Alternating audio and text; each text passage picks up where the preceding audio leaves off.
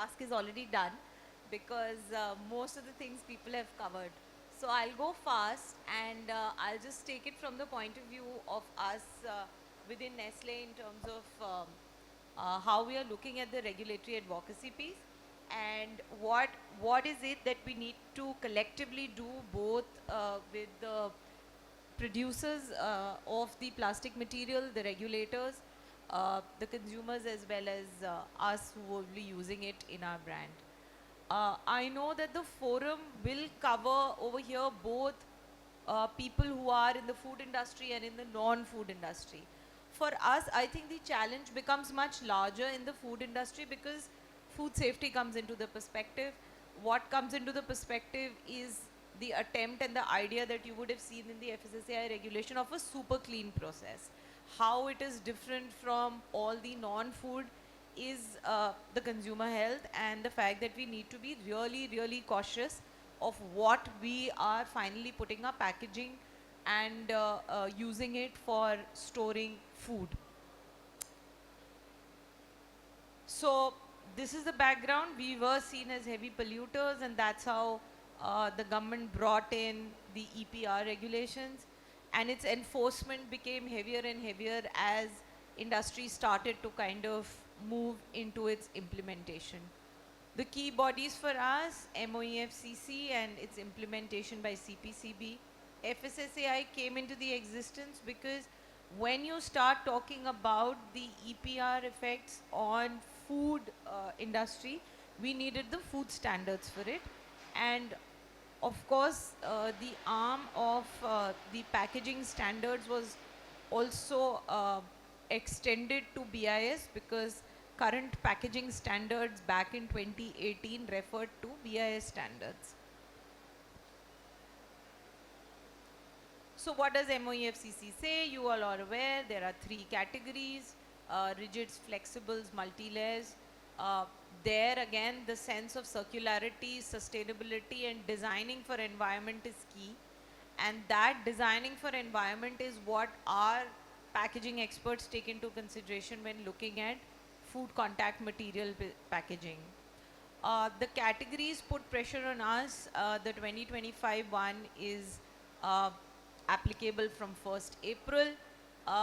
And like Mr. Shah mentioned, the exemptions can be given on a case-to-case basis, but it is on the statutory and technical requirements. Else you have to look at other companies to buy credit certificates, or you have to also look at environmental compensations. How does FSSAI get into it? FSSAI earlier in the 2018 regulations did not allow categorically food contact materials from recycled plastics. So even though we had the EPR norms in place for food contact, we still had the ban. So if you would recall, there was a point in time around 2019 or so where it was felt that actually we need to open up the regulations to allow food contact materials to start having recycled content. So it was only in 2019 that the regulation opened up for food contact materials to start having recycled content. After that, like the other speakers have said, the first and the most studied material around the world and the most studied technology around the world was the PET. And then that is what FSSAI, along with a lot of industry players as well as academicians, got in and understood how is the mechanical recycling of PET done. And that's when the first guidance document came out. The first guidance document spoke about while recycling existed, but it started speaking about super clean mechanically recycled process in order to take care of the food contact materials.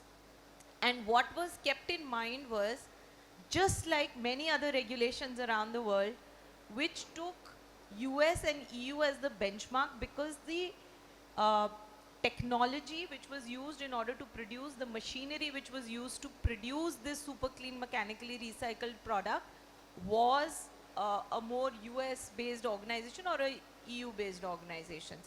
And when drafting this guidance, I think FSSAI's intent, and since we were closely associated at that time with the development of the guidance, we recall the idea was that because it is the first time that India is going to introduce food contact material recycling, we need to be extremely cautious of the technology that we take in, the product that comes out of it, and when the industry uses it, how does it translate into the market reality for it.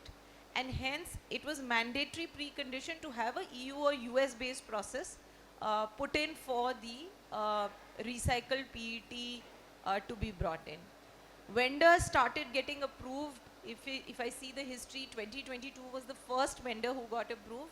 And today we have almost 4 additional vendors who can create PET, recycled PET for food grade or food contact materials.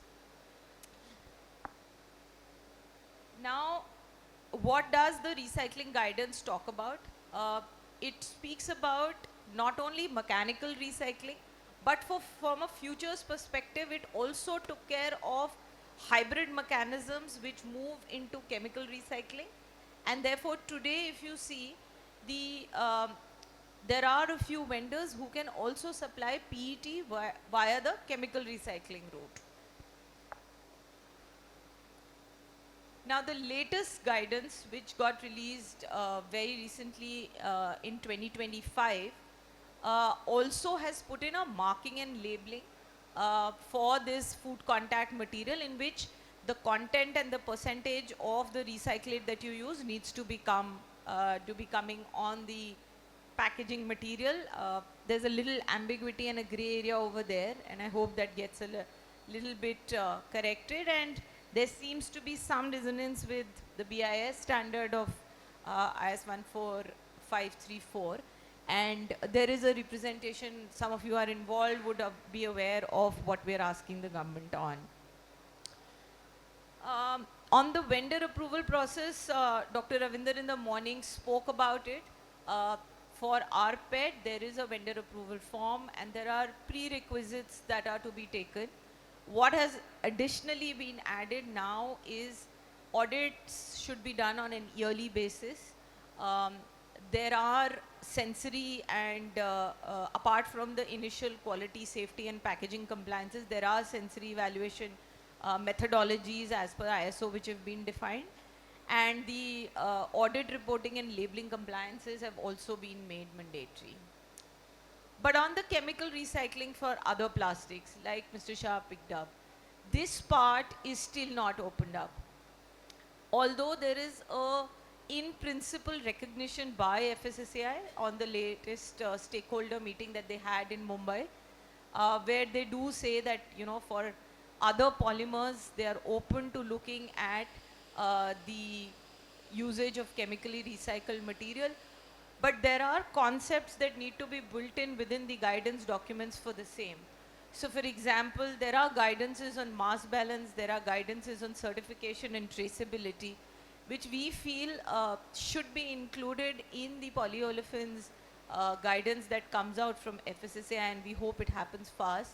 The representations for the same have also been given, and in the very similar way that the vendor approvals are happening, although we feel that for chemical recycling it should be much faster, it should be like a notifying process because you're actually reducing the materials to their virgin materials. There are vendors who are started doing certain readinesses on it. It's time, therefore, that the regulation actually opens up so that we are able to fulfill the norms. It's sad that the norms are already hinging on us and the regulation is not opened up. Similarly, there are these critical standards. I think Shivam dwelled on it, on the drafts and the finalizations, which have been now made mandatory basis FSSAI, which industry would need to follow in order to kind of meet the recycling packaging standards. So what are the opportunities? Huge opportunities for us. This exhibition itself and this entire forum itself shows how important the recycling plastic manufacturing is going to become. the intent and the idea should be to create sustainable packaging, to create solutions which are eco-friendly and circular in nature, so that both the producer and the manufacturer industry and India on an overall basis gets benefited. Now I'll come to a few challenges. Circularity, the first and the biggest challenge that I see. Uh, if we start looking at the approval, for rigids, the bottle-to-bottle recycling and the whole mechanism is very well established. But if you look at the flexibles, and when you use flexibles in multi-layers, uh, the post-consumer multi-layer plastic, currently it's not circular. So it will end up going into the landfills, and it will not create that circular environment if we start looking at flexibles in the mechanically recycled way. Um, Second, now that the norms of EU and US have been removed, and they are looking at other global norms, it would be interesting to see how the food safety aspects of the technologies that come up new are also going to meet the food grade recycled material requirements. Third, another issue that I see is the labeling concern, which I was talking about. In the resin, there is nothing additional, and I'm sure the manufacturers are aware that we can put in except the number ones or the number twos that we put in the packaging material. The rest of it has to come on the removable part of the packaging. And I think there needs to be a semblance between the FSSAI and the BIS standard, which are referred to in the PWM rules. And from chemical recycling part, like I said, uh, even though it is open for PET, there's not enough material there in order to meet the industry demand per se.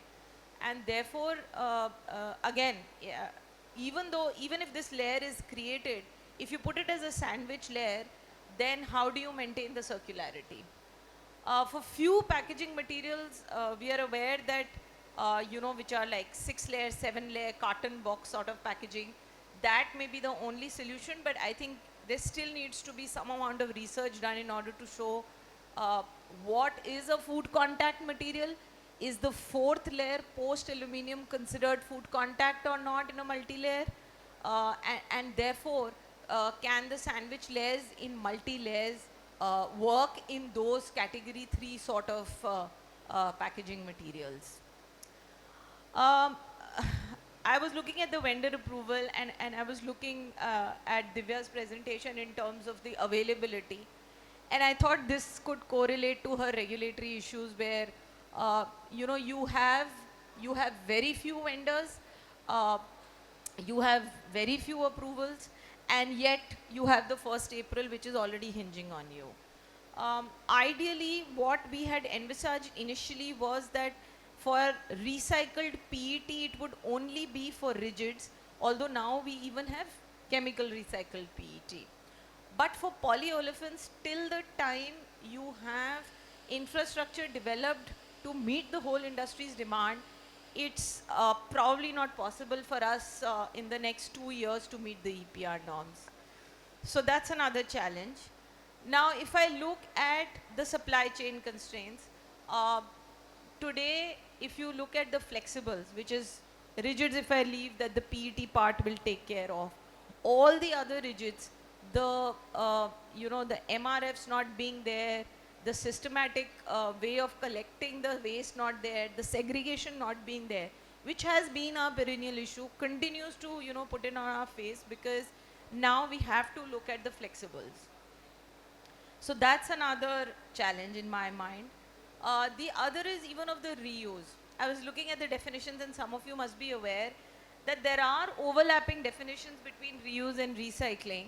And therefore, until and unless the PWM rules, give us that clarity that if we are doing recycling, can we also add it up to the reuse or not? So that's another challenge for us. Um, Another thing that the 4th June notification, some of you spoke about it, Mr. Shah also spoke about it. I was looking at it. It does talk about carrying forward your obligation to 3 years, but it talks about statutory and technical reasons.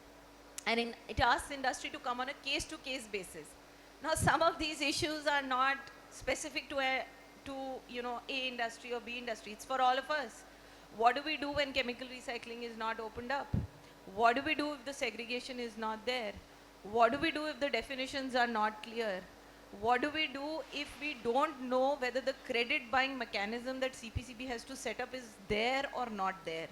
What is environmental compensation? Who gives it? Will it be given to us? What will be the reasons with which it will be given? So I think there are a lot of questions, even though the draft notification does give you a breather that you can extend it up to the next 3 years in terms of what exactly industry has to do. So my request again for this forum, and since all of us are gathered here, is to really deep dive into this 4th June notification and see where we need the PWM official support in order to kind of clarify this for us and make it more this thing. So way forward, in my mind, relook at the 2025-26 obligations, look at the extensions. We really need it in the food industry. We need a stakeholder consultation where these statutory and technical requirements need to be relooked at. From FSSAI side, I think there's a huge need to fast track the chemical recycling for PE and PP, vendor approvals for both mechanical and chemical, and clearly work with MOE FCC hand in hand so that the issues of food industry, who's really looking at not having any post-launch issues, from microplastics to chemical contamination. It will not come on people who will probably produce it for us, but it will come on my brand. And therefore, the cost of that compliance will be far, far higher in terms of a reputational risk for me. For us in industry, we are gearing up for CAT 1. We are looking at all the documentations, but for CAT 2 and CAT 3, it's still an R&D for us. It's still a regulatory hurdle for us. So that's all.